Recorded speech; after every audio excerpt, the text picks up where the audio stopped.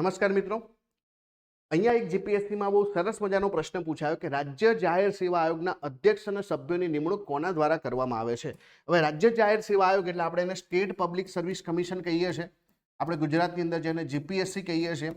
તો આના જે અધ્યક્ષ હોય છે અને સાથે સાથે જે સભ્ય હોય છે એમની નિમણૂક જે છે આપણા રાજ્યપાલ દ્વારા કરવામાં આવે છે. આ લોકોને જો રાજીનામું આપવું હોય તો પણ એ રાજ્યપાલને આપે છે, પરંતુ જો એમને હોદ્દા પરથી હટાવવા હોય તો રાજ્યપાલ હટાવી શકતા નથી, ત્યાં રાષ્ટ્રપતિ આવે. સેમ સવાલ તમને જે છે યુપીએસસીમાં પૂછે તો યુપીએસસીમાં તો સિમ્પલ જ છે, ત્યાં તો બધામાં રાષ્ટ્રપતિ જ આવે. પણ જ્યારે બે રાજ્યોના ભેગા જોઈન્ટ પબ્લિક સર્વિસ કમિશન વિશે પૂછવામાં આવે ત્યારે ઘણા બધા લોકો જે છે અહીંયા ભૂલ કરે.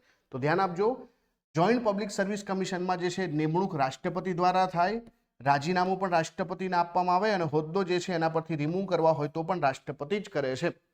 પણ અહીંયા જે છે ત્રણેયમાં એક સરસ મજાનો સવાલ પૂછાય કે આ જે છે રાજ્ય જાહેર સેવા આયોગના જે છે રિપોર્ટ કોને, તો જે તે સંબંધિત રાજ્યના રાજ્યપાલને સબમિટ કરે.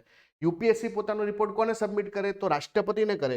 પણ જ્યારે જોઈન્ટ પબ્લિક સર્વિસ કમિશન પૂછવામાં આવે તો જે તે સંબંધિતનો મતલબ કે જે રાજ્યની ભેગી જોઈન્ટ સર્વિસ કમિશન હોય એ રાજ્યના જે છે રાજ્યપાલને સબમિટ કરવામાં આવે. માનો કે પંજાબ અને જે છે હરિયાણાની ભેગી હોય તો પંજાબનો રિપોર્ટ પંજાબના રાજ્યપાલ, હરિયાણાનો રિપોર્ટ હરિયાણાના રાજ્યપાલને સબમિટ કરવામાં આવે જોઈન્ટ પબ્લિક સર્વિસ કમિશન દ્વારા.